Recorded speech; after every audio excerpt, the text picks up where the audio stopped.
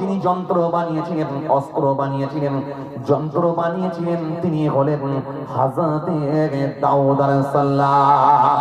কামারেরা লোহাকে পুড়িয়ে পিটিয়ে নরম করে মেরে ঠুকে ঠুকে যন্ত্র বানায়। হযরতে দাউদ নবীর আগুন লাগতো না, পেটাতে হতো না, নিজে হাতে করে তিনি যন্ত্র অস্ত্র বানাতে পারতেন। আল্লাহ তিনাকে পাওয়ারটা দিয়ে দিয়েছিলেন।